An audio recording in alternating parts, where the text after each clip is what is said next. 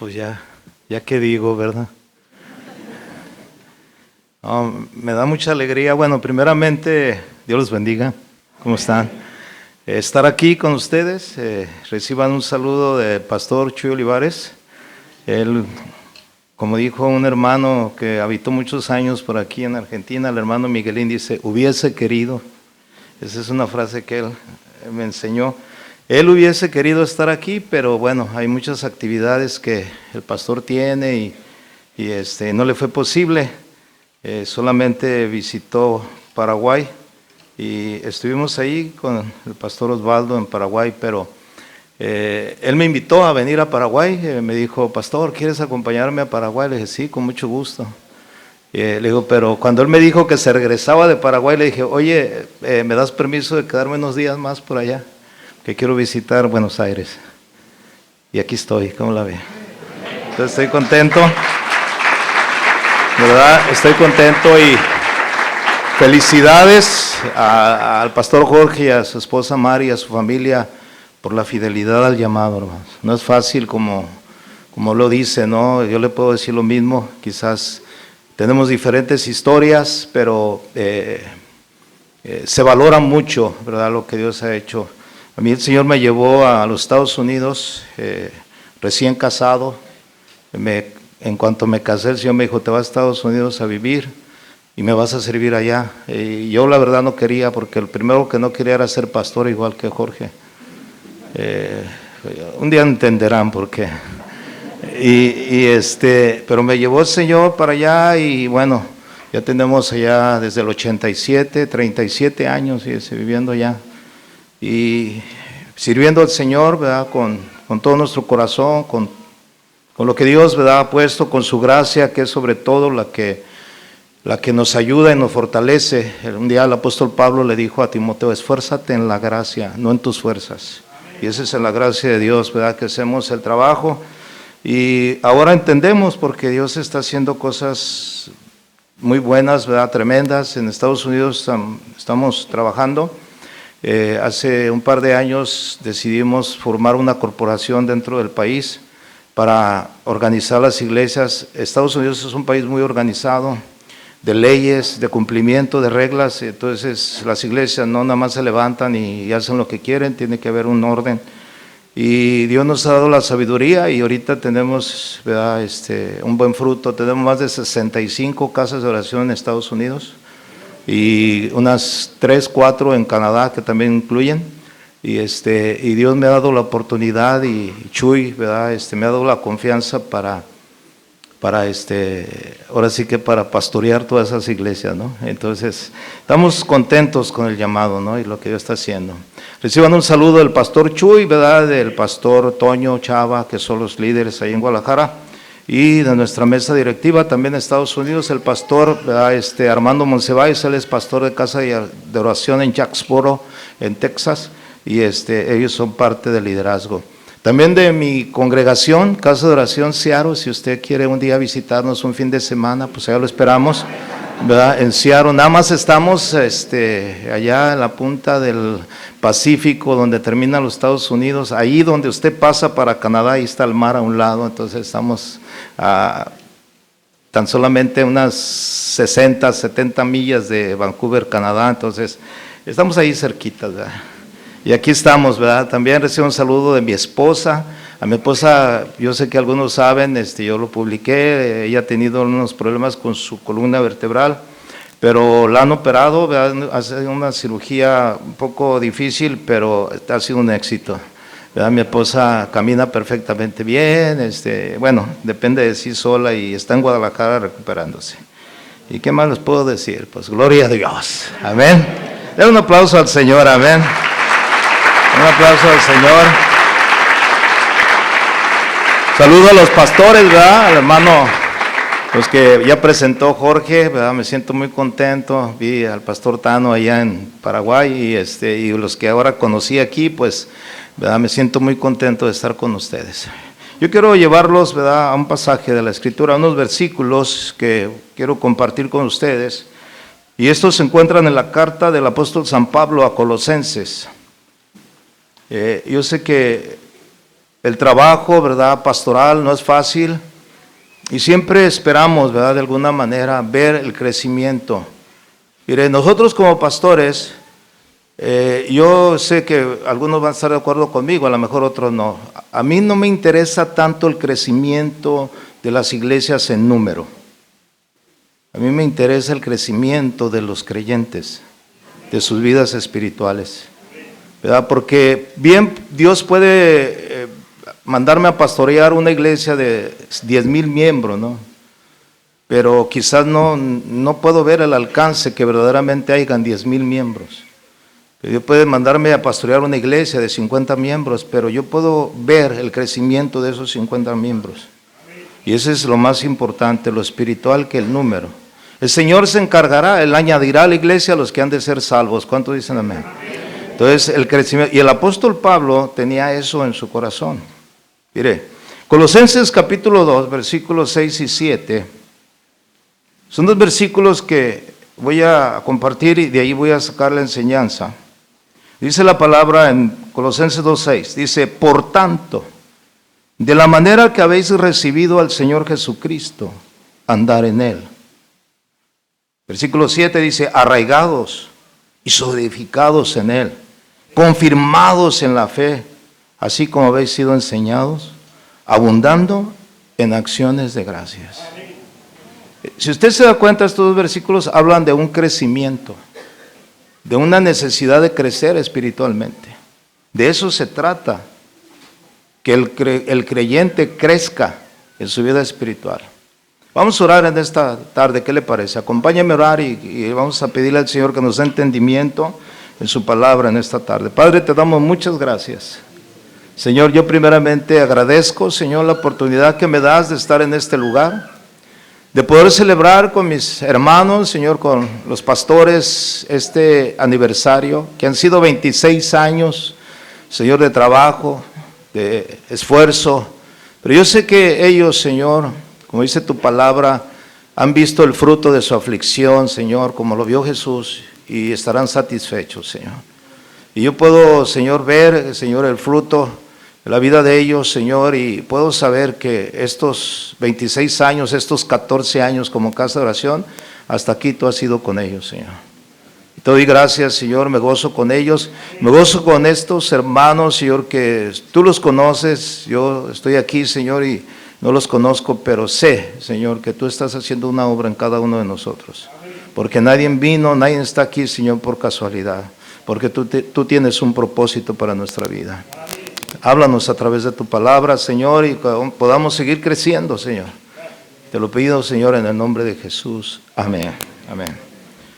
Dice estos versículos, fíjese lo que dice. Por tanto, de la manera que habéis recibido al Señor Jesucristo. Yo hago una pregunta. ¿Cuántos de ustedes ya recibieron al Señor Jesucristo? A ver, levante la mano los que ya recibieron al Señor Jesucristo. Porque hoy en día hay personas, hay predicadores que dicen que aceptar a Cristo no es bíblico. Que eso no es bíblico. Dice, cuando los discípulos hicieron la oración de fe o le preguntaron, ¿quieres recibir a Cristo? ¿Quieres recibir a Cristo? Y en realidad no lo dice, o sea, la Biblia no lo dice, pero el recibir a Cristo, ¿verdad?, es aceptar lo que Cristo hizo por nosotros. Y necesitamos en un momento dado establecer, ¿verdad?, vamos a decirlo, ese antes y después de nuestra vida.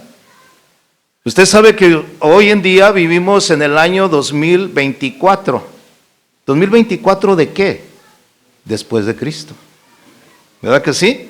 O sea, hay una partitura en la historia, en la vida de la humanidad, que difiere el antes de Cristo y después de Cristo. Aún hasta los ateos lo aceptan. ¿Por qué? Porque hay una diferencia. En la vida cristiana, en la vida de una persona, hay un antes y un después. El antes es vivir sin Cristo, sin conocerle, o aún conociéndole, pero no sujetándonos a Él, viviendo nuestra vida como queríamos. Pero llegó un día en que decidimos, ¿verdad?, decirle a Jesús, ven a mi vida y cámbiame. Le pedimos perdón. ¿Cuántos le pidieron perdón por sus pecados? Yo me acuerdo perfectamente el día, la hora, el año. No, me acuerdo perfectamente. Hace 42 años yo recibí a Cristo en mi vida. Que estoy hablando de 2/3 partes de mi vida. 1982, el 13 de octubre, siendo las 6:30 de la tarde en Guadalajara, Jalisco, México.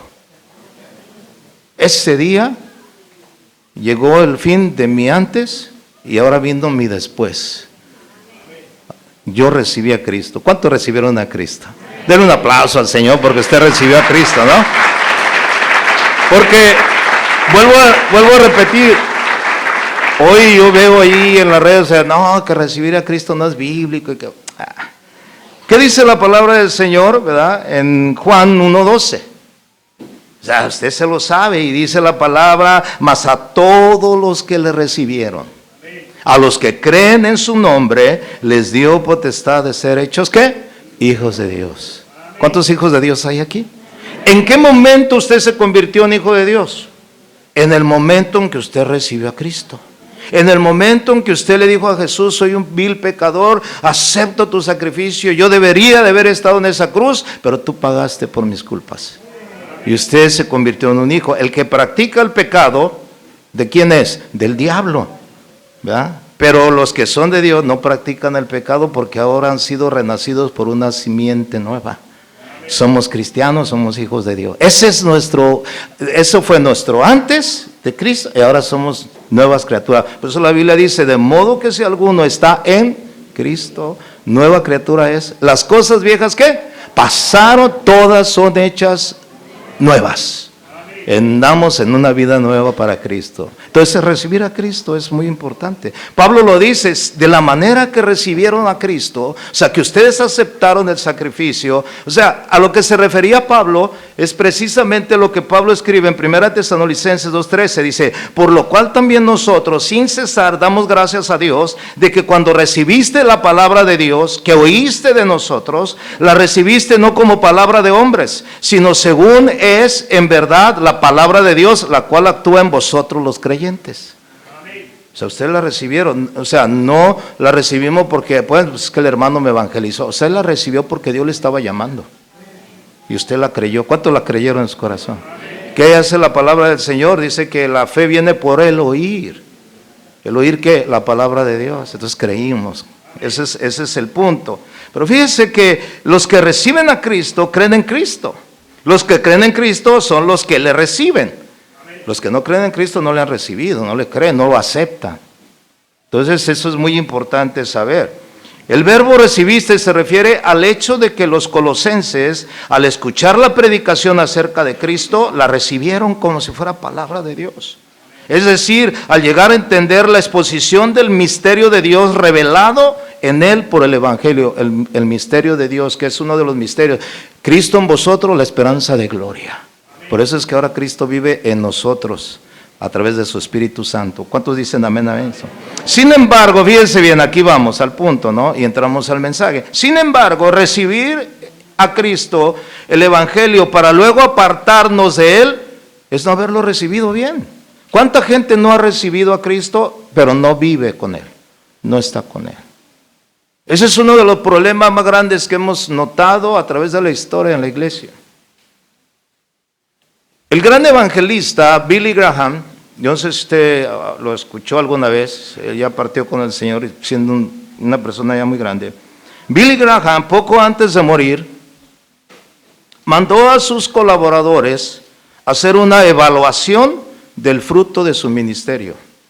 Billy Graham era un hombre que se presentaba en estadios, llenaba estadios, hermanos, 70, 80 mil. Ahí en la ciudad de Seattle, donde yo vivo, había un domo que se llamaba el King Dome. Y ese domo tenía aproximadamente capacidad para 65,000 personas. O sea, en la gradería, en las gradas. Cuando Billy Graham visitó por primera vez Seattle y se presentó allí, había más de 80,000 personas. O sea, era impresionante, ¿verdad?, el alcance que este hombre tenía a la hora de evangelizar. Era un hombre que Dios usó para ganar, no digo miles, quizás hasta millones de almas para Cristo. Bueno, este hombre, ¿verdad?, llamado Billy Graham, antes de morir, él envió para hacer una evaluación del fruto de su ministerio, lo cual duró más de 70 años, fíjese, como evangelista. 70 años. Él trajo a miles, y qué digo, miles, millones de almas. Pero el resultado de la evaluación, fíjense bien, el resultado de la evaluación de cuántas almas permanecieron, de todas las almas que recibieron a Cristo, el resultado fue terrible. Ni un 20% de los que aceptaron a Cristo en sus cruzadas permaneció en los caminos del Señor. ¿Por qué? Muchos reciben a Cristo y se quedan. Cuando nosotros evangelizamos, invitamos a una persona a la iglesia, le decimos, vente, vamos a la iglesia, porque usted quiere que conozca de Dios. Porque usted quiere que reciba a Cristo, un familiar, alguien que está, y lo quiere invitar. Y cuando viene a la iglesia y esa persona en un momento dado es tocada por Dios y es quebrantada, quizás no quebrantada, pero recibe a Cristo, usted se pone tan contento. Ay, qué gozo, porque ya recibió a Cristo. Ya, ahora ya se salvó y ahora, ¿verdad? Ya es cristiano y bueno, por la fe, la aceptación sí viene a ser un hijo de Dios, pero empieza un proceso. Si no trabajamos con ese creyente, ¿sabe? Billy Graham se frustró tanto de que, ¿qué pasó? ¿Qué hicimos? ¿Qué hicimos? Un paisano de ustedes que radicaba porque también ya partió con el Señor allá en el estado de Oregón, Luis Palau, un argentino. ¿Quién no lo conoció a Luis Palau? Él era vamos a decirlo, un discípulo de Billy Graham. Él empezó a hacer cruzadas evangelísticas en diferentes estados, ciudades de los Estados Unidos, pero él en el área de los hispanos, de los latinos, o sea, hablando español, haciendo este tipo de cruzadas. Él empezó a emplear el mismo sistema que usaba Billy Graham, pero ¿sabe una cosa? Él al darse cuenta, empezó a hacer algo muy importante. Él involucraba a todas las iglesias locales para que apoyaran ese evento, los hacía en parques. Yo me involucré con ellos. Entonces, cuando hacía él las cruzadas y hacía los llamados para que la gente recibiera a Cristo, anotaban sus datos, ¿verdad? ¿Dónde vive? ¿Cómo se llama? Su teléfono, algún contacto, y los daba. Terminaba la cruzada y el ministerio de Luis Palau se encargaba de enviar toda esa información a las iglesias locales y nos las entregaba a nosotros. O sea, en el área, si había gente cerca de mi iglesia, a mí me llegaban la información. ¿Sabes qué? 10 personas en la cruzada de aquí, Luis Palau, recibieron a Cristo y te encargamos que les des seguimiento. El resultado es mucho mejor. El apóstol Pablo nos dice aquí, volviendo a lo que dice la carta, ¿no? De la manera que habéis recibido, ok, ya recibiste al Señor Jesucristo, pero usa una palabra, arraigados. Diga esa palabra conmigo, arraigados. O sea, hay que estar arraigados. ¿Qué significa la palabra arraigados? La palabra de Dios, ¿verdad? O sea, la palabra arraigados en el idioma, en el griego original, quiere decir echar raíz. Arraigados, echar raíz. ¿Qué significa? Esto es en el sentido de que esta persona, este creyente, tiene que estar establecido y echar raíces. O sea, en un comenzar de un crecimiento.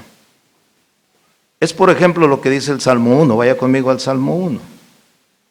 Salmo 1 dice, el versículo 1 al 3 dice, bienaventurado el varón que no anduvo en consejo de malos, ni estuvo en camino de pecadores, ni en silla de escarnecedores se ha sentado, sino que en la ley de Jehová está su delicia. Y en su ley medita todos los domingos cuando va a la iglesia. ¿Verdad que no dice así? En su ley medita de día y de noche. Esta persona que medita de día y de noche, ¿sabe lo que está haciendo? Se está arraigando en la palabra. A veces, pastor, pero no le entiendo. Aunque no le entiendas, tú arraígate en la palabra. Hay cosas que no entendemos en la palabra, pero le voy a decir una cosa, Hay cosas que deben entrar en nuestro corazón y nuestra mente para poderlas sacar en el momento que las necesitemos. Porque usted no compra una computadora y le quiere sacar algo que no le ha metido, hay que meterle memoria, hay que meterle información. Usted no puede sacar nada a su mente, a su corazón que no le ha metido. Hay que meterle la palabra de Dios. Por eso la Biblia habla de una renovación de vuestro entendimiento. Y a veces no entiendes la palabra, pero cuando menos piensas, dices, oh, es que yo ya leí esto. ¿Y cómo lo vas a sacar si nunca lo has leído? Entonces necesitamos leer, estudiar. Dice que este hombre es alguien que está, ¿verdad?, en la palabra, meditando de día de noche en la ley de Dios. Y este hombre, el verso 3 dice, será como árbol plantado, arraigado, junto a corrientes de aguas, ¿verdad? Y dice aquí que da su fruto, que dará fruto. Por eso es que muchos no dan fruto, porque no están arraigados. Dará su fruto a su tiempo y su hoja no cae. Eso habla de una estabilidad, hermano. Arraigados, o sea, estar ahí profundamente arraigados. El Salmo 92, versículos 12 y 13 dice, el justo florecerá como la palmera. ¿Cuántos justos hay aquí? Bueno, fíjense lo que dice, el justo florecerá como la palmera, crecerá como cedro en el Líbano. Pues un ejemplo, plantados en la casa de Jehová, en los atrios de nuestro Dios, florecerán. Eso significa la palabra arraigados. No, o sea, yo me convertí y ahí voy a la iglesia cuando tenga ganas. No, es que tenemos que ser, ¿verdad? O sea, seguir en el seguimiento del crecimiento, de seguir creciendo. Cuando yo me convertí, el que me evangelizó a mí para Cristo, ¿verdad? Me invitó a su iglesia, conocí del Señor ese domingo y ¿sabe qué? Todas las tardes yo iba a su casa. Iba a su casa y le decía, oye Francisco, enséñame la Biblia, enséñame. ¿Y sabe qué? Se pasaba horas conmigo. Y me enseñaba, yo tenía hambre de la palabra. Y me decía, mira Memo, van a venir muchas pruebas, el enemigo. Y empezaba a hablarme de la yo absorbía todo, yo quiero la palabra. Y dice, a tal grado fue ese sentir, ese deseo, que a los 9 meses de haberme convertido, yo me fui a servir al Señor a una iglesia de tiempo completo. Renuncié a mi trabajo, renuncié a mi familia, le dije a mi mamá, me voy, ¿a dónde te vas? Me voy a vivir a la iglesia. Yo pensaba que irme a vivir a la iglesia es como la monja que se quiere ir al convento, ¿verdad? Para consagrarse. Tenía esa idea, pero yo le dije, me voy a ir a la iglesia para aprender y apartarme del mundo y me quiero meter. Y me fui. Viví 6 años en una iglesia. Y no crea que a mí me dijeron, vente, te vamos a pagar, te vamos a cubrir tu... Nada, no me pagaban. Pero yo estaba aprendiendo de las cosas de Dios. Porque tenía ese hambre, esa necesidad. Y me planté, ¿verdad? Y dije, me voy a plantar, me voy a arraigar en la palabra. Eso es lo que Pablo quiere decir, arraíguense en la palabra de Dios. Hermanos, cuanto más dependan nuestras vidas en la palabra, mientras más arraigados estemos, más firmes estaremos. ¿Sabe cuál era la razón por la cual Pablo decía esto? Porque en Colosenses, no lo busque, pero se lo voy a leer, Colosenses 2:4 dice, y esto lo digo para que nadie los engañe. Por eso es que hoy, ¿verdad?, el engaño sobre aquellos creyentes, sobre aquellos que no conocen la palabra, es muy fácil. Porque llega cualquier cosa, un viento de doctrina los mueve, pero una persona que desde su conversión empieza a echar raíces en la palabra, es bien difícil que lo muevan, hermano. No cambia. No, hermano, yo fui a Estados Unidos, de ahí nacen todas las doctrinas, todos los vientos de doctrina nacen, la mayoría en Estados Unidos. Son modas espirituales que salen. Imagínense si yo anduviera tras las modas espirituales. Pero ¿sabe cuál fue la base? El estar arraigado en la palabra de Dios. ¿Cuántos dicen amén a eso? O sea, necesitamos estar arraigados. Esa era la primera frase que usa Pablo. Ya recibieron a Cristo, ok, ahora echen raíces en la palabra. Echen raíces, estudia la Biblia. Cuando hay un estudio bíblico, no se lo pierda. Si tiene la oportunidad, hoy en día es tan fácil estudiar la Biblia a través de los seminarios, sobre todo los de casa de oración, que son gratuitos, por medio de internet. Estudie la palabra. Métase en la palabra. A lo mejor dice, no, yo no tengo ningún llamado. No, pero al menos está preparado para cualquier cosa que pueda venir y usted está allí firme. Muchos, hermanos, han dejado la fe por escuchar doctrinas de demonios, espíritus engañadores, porque no estaban bien fundamentalizados en la palabra de Dios, porque no estaban bien arraigados, y eso es lo que necesitamos en nuestras vidas. Por eso hay que aprovechar todos los tiempos que podamos. Hoy en día hay una indiferencia entre los creyentes, no se quieren preparar. No quieren buscar de Dios, no quieren, ¿por qué? Porque por lo mismo, porque no tienen esa pasión por la palabra. No les interesa. Agarran la Biblia nada más los domingos cuando vienen. Hermano, acuérdense lo que dijo Jesús, no solo de pan vive el hombre, sino de toda palabra que sale de la boca de Dios. Y usted no come cada domingo, ¿verdad? Usted come diario, 3 veces al día, algunos hasta 4 o 5, no sé, pero así tiene que ser espiritualmente también. ¿Cuántos dicen amén a eso? Eso era lo que decía Pablo, arraigados. Echen raíces eso significa, echen raíces sobre la palabra de Dios, hermano. Porque si no estamos arraigados, hermano, ¿cómo podemos ir al segundo paso, que es sobre edificar? La segunda frase que él utilizó es sobre edificados. Sobre edificados. Él dijo, recibiste a Cristo, anden en él, arraigados, y luego dice sobre edificados. La palabra de edificados, sobre edificados en el griego significa construir sobre. Construir sobre. Eso significa. ¿Sobre qué? ¿Sobre qué vamos a sobreedificar? ¿Sobre qué estás basando tu enseñanza? ¿Sobre qué estás basando tu fe? ¿Sobre qué? Efesios 2:20, mira lo que dice la palabra.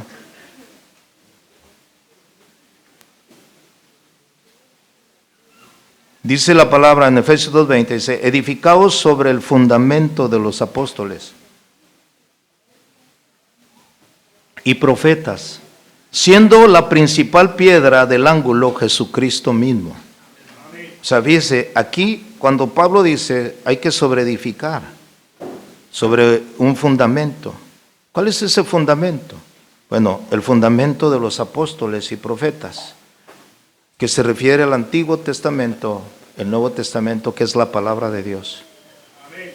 Dice la palabra, ¿verdad?, que siendo principalmente el ángulo, o sea, la cabeza de la iglesia es Cristo. El apóstol Pablo dice, ¿verdad?, yo he puesto el fundamento, el cual es Cristo, y yo sobreedificado sobre este fundamento, y mire cada uno cómo sobreedifica. Entonces aquí es algo muy importante, ¿verdad? ¿Por qué? Porque no estamos edificando sobre ideas de hombres, no estamos edificando sobre alguna denominación. ¿Usted sabe por qué existen las denominaciones? ¿Usted sabe por qué existen esas separaciones? Porque eres esto, yo soy de esto, yo soy de esto. ¿Por qué? Porque tienen su interpretación teológica basado a la tradición de una denominación, y de ahí no se salen. Casa de Oración no es una denominación, ¿sabe usted eso? Casa de Oración es una corporación, unificación de iglesia que vive en la palabra de Dios. Nosotros no somos chullistas, nosotros somos cristianos. ¿Cuántos dicen amén a eso? Porque no, es que yo chuy a veces no. Sí, denle un aplauso al Señor, amén. Y yo le aseguro que Chuy le diría lo mismo, ¿no? Porque edificamos sobre la palabra de Dios. Estamos comprometidos con la palabra de Dios. Por eso enseñamos la palabra de Dios. Una de las características vamos a decirlo, de las casas de oración es que prediquemos la palabra de Dios. O sea, así como está, sin quitarle ni agregarle. Entonces, ese es el fundamento. En Colosenses 2:8, no lo busques, se lo voy a leer, dice, mirar que nadie os engañe por medio de filosofías o huecas sutilezas, según las tradiciones de los hombres, conforme a los rudimentos del mundo y no según Cristo.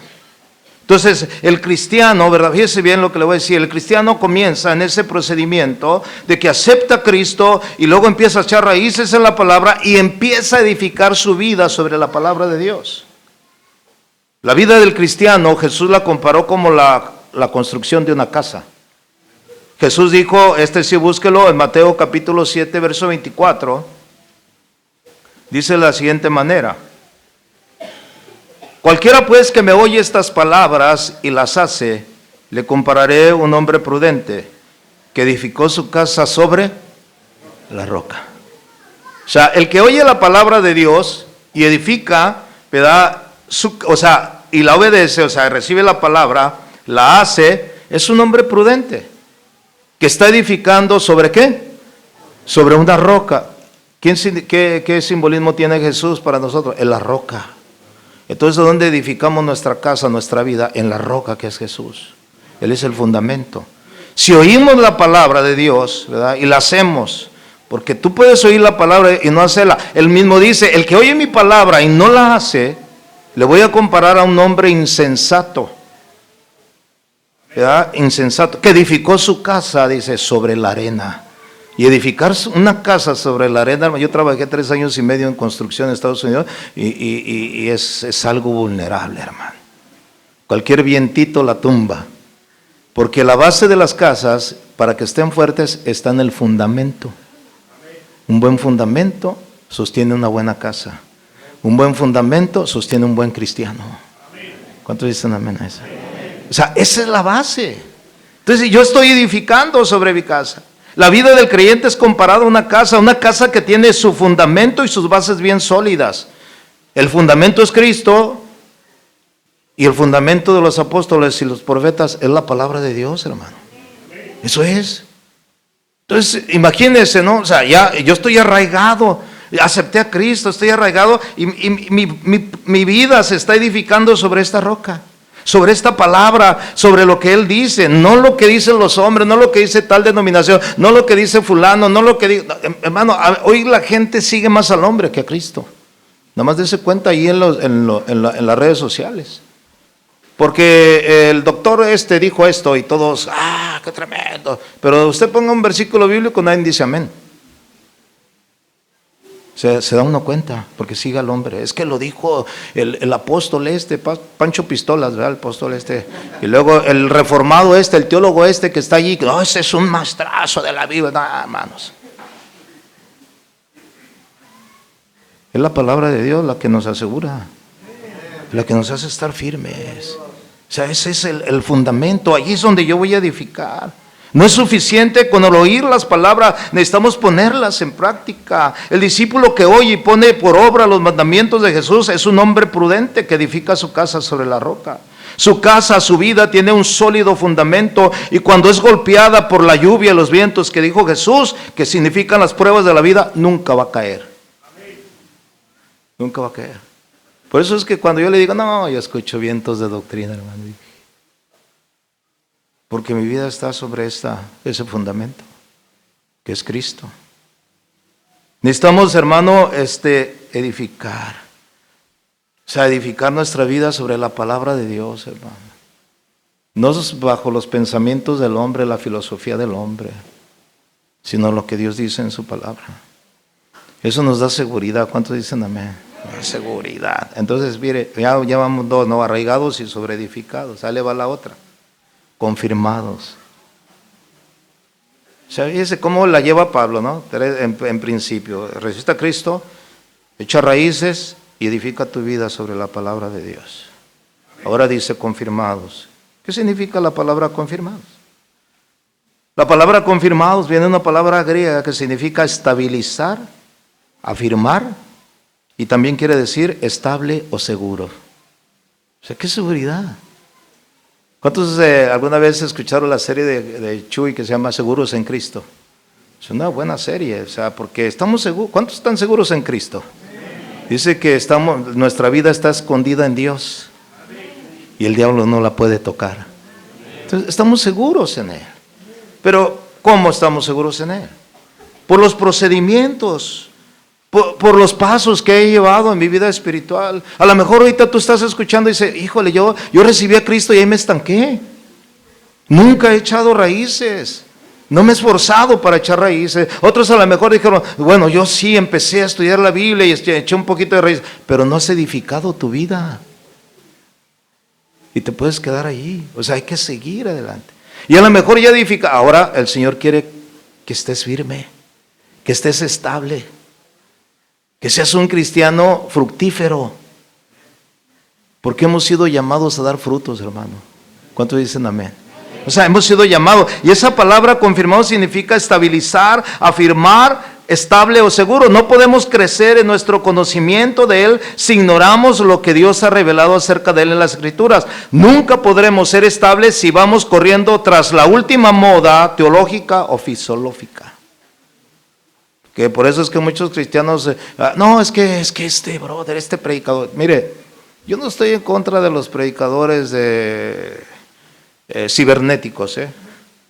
Y yo tengo una enseñanza que di hace un par de años, quizá un poquito más, y yo les decía, ¿pastores cibernéticos o pastores locales?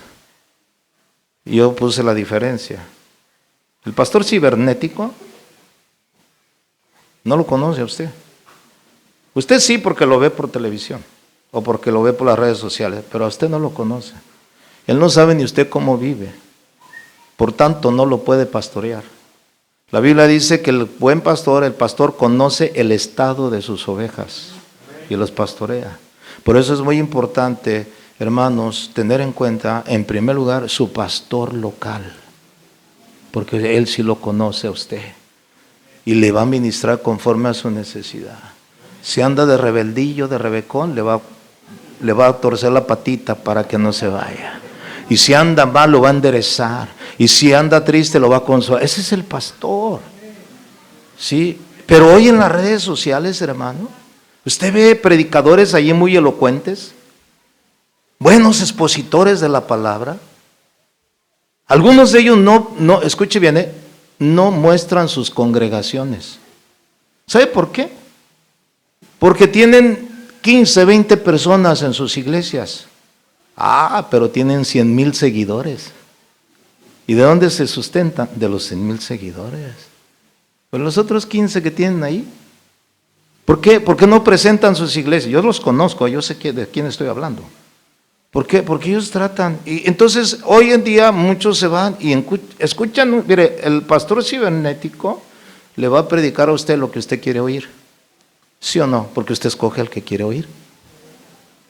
Usted no escoge lo que va a oír cuando va a su iglesia local.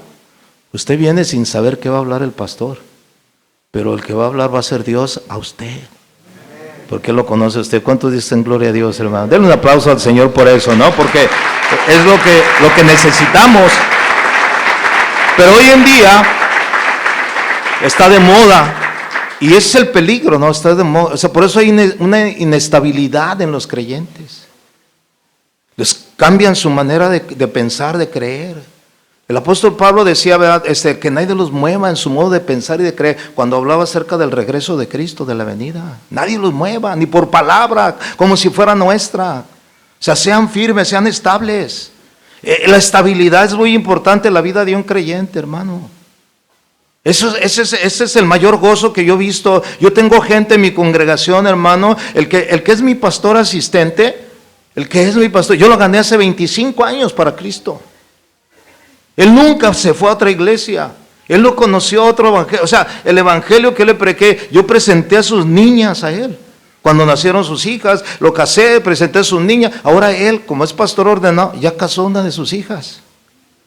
Y yo veo el fruto, y estoy hablando de él, pero puedo hablar de muchos de la congregación que tienen años con nosotros y hemos visto su crecimiento, su estabilidad.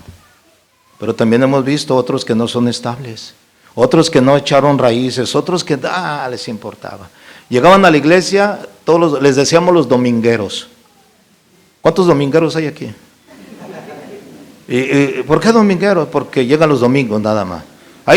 Pastor Jorge, ¿tienen servicio en la entre semana? ¿Cuántos tienen? ¿Miércoles? ¿Una? ¿No? ¿Cuántos vienen el miércoles? A ver, levante la mano, que son de aquí. Ahora bájenla.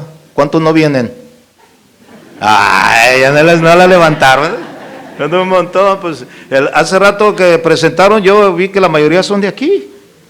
Bueno, algunos dicen, no, yo nomás voy los domingos. Es dominguero usted. ¿Sabe cuándo se reunían los discípulos de Jesús? ¿Cuándo se reunían? ¿Cuándo? Todos los días. ¿Y en las mañanas a qué iban? A orar. Hay iglesias que abren las puertas todos los días para que la gente venga a orar antes de irse a trabajar. Eso sería muy bueno, ¿no cree? No, ¿cómo cree? Pues ni le dé ideas al pastor ahorita, porque nadie se va a querer levantar en la mañana. No, si de por sí no les da tiempo ni orar. Se van, ¿verdad?, ahí preparándose el café en el camino y quién sabe. O sea, bueno, pero fíjese, ese es el problema, porque no lo practicamos. Entonces, una persona tiene que ser estable, ¿no? O sea, y muchas de las veces, le digo, volviendo al punto, ¿no?, de escuchar predicar, yo le digo, mire, Si usted está preparado, véalos, escúchelos, pero discierna. O sea, vea lo que le están hablando, lo que están diciendo, porque no todo se lo crea. No todo se lo crea. O sea, usted los ve ahí. No. Hay muchas cosas. Le digo, vuelvo a repetir, usted no los conoce. Ellos, ¿verdad? A lo mejor están ahí por tratar de impresionar y hablan bien. Cualquiera puede ser. Se recuerda que en el libro de los Hechos se habla de un predicador muy elocuente llamado Apolos. Dice que Apolos era un predicador, ¿verdad?, poderoso en las Escrituras. Poderosísimo, porque dice poderoso. No poderoso en dones y sanidad, poderoso en las Escrituras. Dice que él estaba predicando, pero estaba un par de discípulos de Pablo que lo estaban escuchando, Priscila y Aquila. ¿Verdad? Y cuando lo vieron, cuando lo escucharon predicar, cuando terminó de predicar, lo tuvieron aparte, le dijeron, ven. Y lo instruyeron más en el camino del Señor.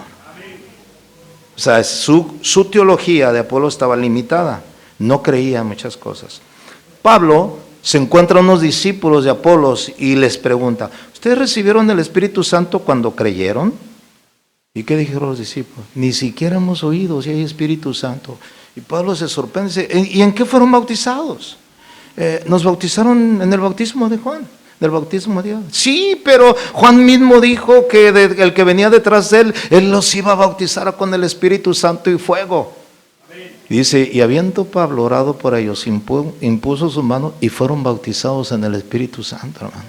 Y comenzaron a hablar en otras lenguas. Comenzaron a experimentar la experiencia del Espíritu Santo. No habían oído del Espíritu Santo. Muchos predicadores ni hablan del Espíritu Santo porque no le conocen. Y al rato ya muchos, fíjense bien, muchos que creyeron en el Espíritu Santo vienen a terminar en la carne. Ya no creen, porque son engañados. Tengamos cuidado. ¿Cuántos dicen amén a eso? Yo creo, ¿cuántos creen que el Espíritu Santo es real? Que Él se mueve y Él no ha cambiado y Él puede hacer lo que Él quiera con nosotros. Él mora en nosotros. Pero muchos caen en eso, y esa es una vida inestable. Hoy creen una cosa, al rato creen otra cosa, y andan confundidos. Al rato terminan siendo ateos, hermano, sin creer nada. El haber aceptado a Cristo, el echar raíces, el sobreedificar mi vida sobre la palabra de Dios, me hace ser una persona estable. Estable, firme, seguro en Cristo. Pablo decía, yo sé en quién he creído. Yo sé en quién he puesto mi confianza, porque Él es poderoso para guardar mi depósito hasta el final. ¿Cuántos pueden decir lo mismo? Esa es la vida cristiana, mis amados hermanos.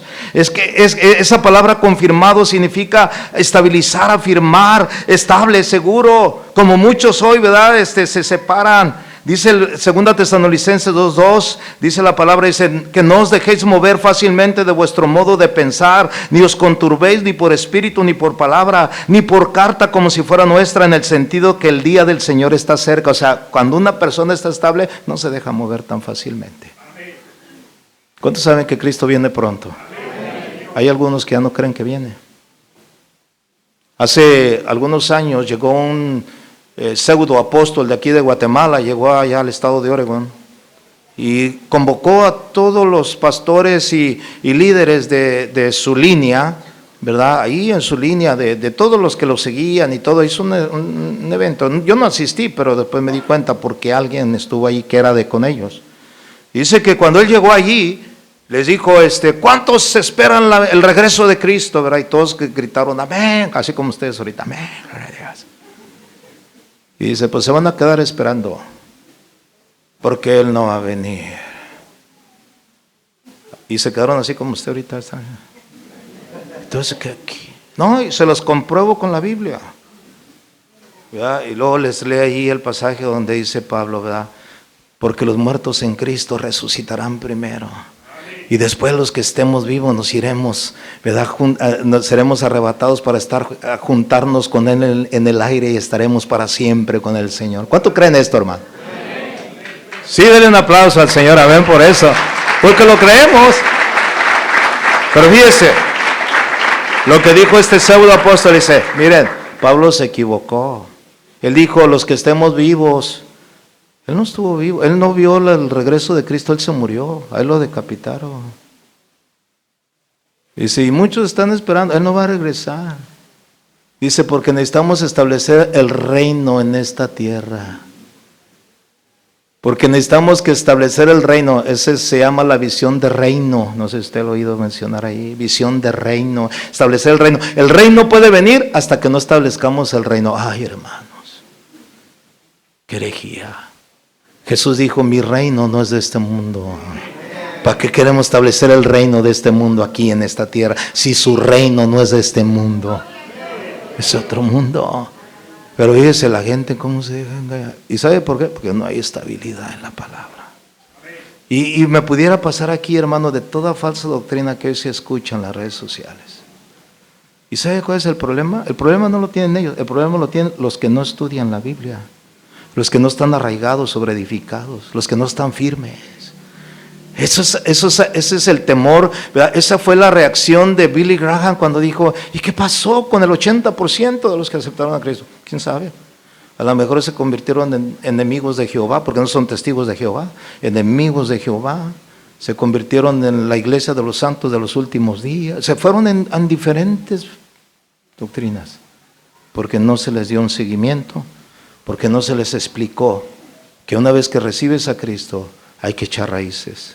Hay que sobreedificar tu vida sobre la palabra. El discipulado. Jesús no dijo, vayan y ganen almas para mí. Él dijo, vayan y hagan discípulos. Enseñándoles todas las cosas que yo les he dicho y que las guarden. Ese es el trabajo, hermano. Esa es la necesidad de cada creyente. Y no quedarnos estancados. A esto llamo yo cristianos, ¿verdad? Aquellos que se dejan mover así superficiales, nada más, porque aparentemente, pero no hay un fundamento, no son estables. En Gálatas, ¿verdad? Hubo una situación y ahí en Gálatas 3:1, léalo conmigo, dice, oh Gálatas insensatos, dice aquí. ¿Quién nos fascinó para no obedecer a la verdad? A vosotros ante cuyos ojos Jesucristo ya fue presentado claramente entre vosotros como crucificado. Esto quiero saber de vosotros. ¿Recibiste el Espíritu por las obras de la ley o por el oír con fe? Y aquí había una situación. Estaban tratando de meter el judaísmo y a los cristianos que necesitaban circuncidarse porque si no, no podían ser salvos. Estaban tratando de hacer. Ahora, déjame decirle algo. Esto fue en el tiempo, al principio, el judaísmo. Hoy en día hay un mover de que busca tus raíces hebreas. Que busca tus raíces hebreas, que Jesús no es que es un nombre blasfemo, que solo Yeshua Hamashiach. Y ahora hay cristianos, ¿verdad? Mexicanos con el nopal aquí, ya se sienten judíos, hermano, no me digas. Pero todo gracias a qué?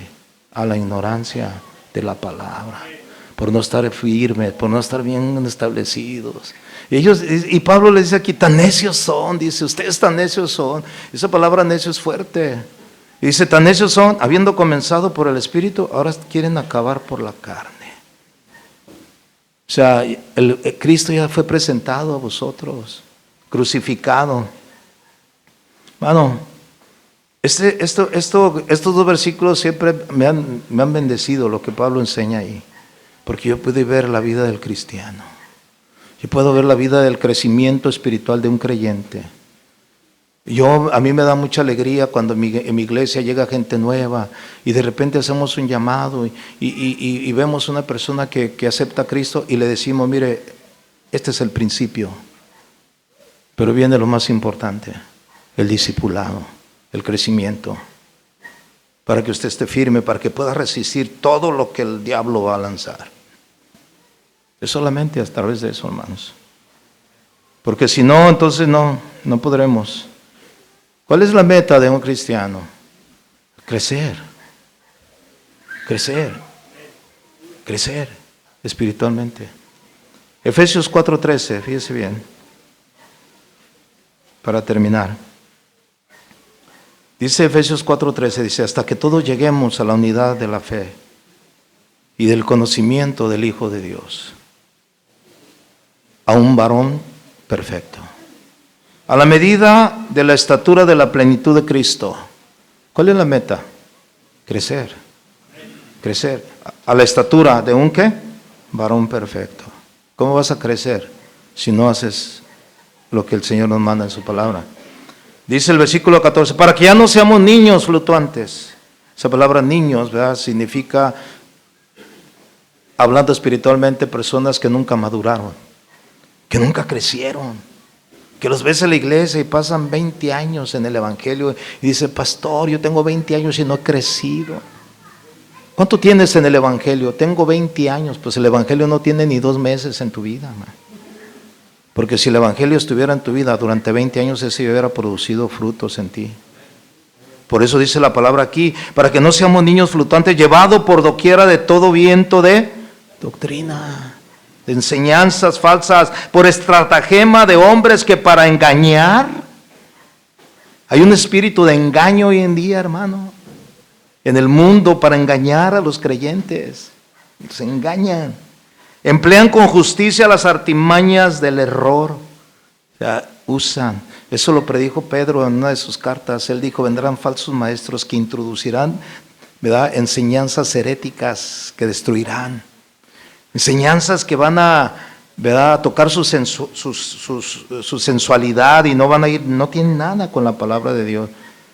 Dice ese versículo, en el versículo 15 dice, sino que siguiendo la verdad en amor, crezcamos en todo. Diga, crezcamos en todo. Crezcamos en todo. Debemos crecer. En aquel que es la cabeza, esto es Cristo. Debemos crecer, hermanos. El título de esta predicación se llama Arraigados, edificados y confirmados. Ese es el tema. Y eso es lo que cada creyente debe ser. Que esta iglesia, hermano, siga creciendo, no solamente en número, sino en madurez. En que la gente se arraigue en la palabra. Que empiece a poner sus prioridades. Este fue un tema que Dios me dio el el viernes pasado en Santiago de Chile, poniendo en orden mis prioridades.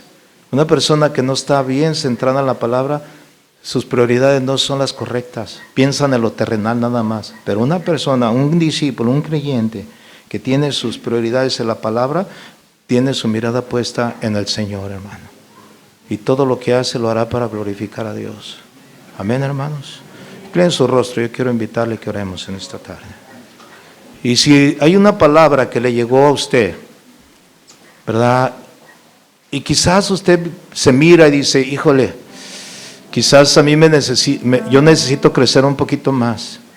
Yo le voy a invitar a que reconozca, en verdad, que le reconozca su condición delante de Dios. Mire, a Dios no lo podemos engañar. A Dios no le podemos, ¿verdad?, quizás mostrar que estamos bien, que somos espirituales, porque Dios nos conoce. A Dios hay que hablarle y decirle, Señor, yo sé que tú conoces mi condición, Señor, yo sé que a lo mejor yo no he echado raíces en tu palabra. A lo mejor no estoy edificando mi vida sobre lo que es el fundamento, y mucho menos estoy confirmado, Señor. A veces quizás hasta dudo de lo que he creído.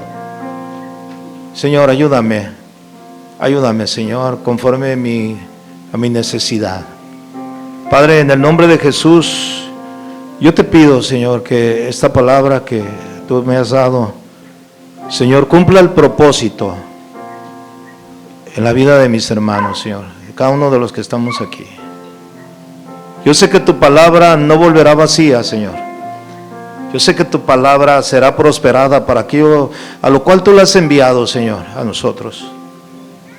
Que sea una palabra que despierte nuestras vidas, que nos anime, Señor, que nos motive, Señor, a esforzarnos cada día, Señor.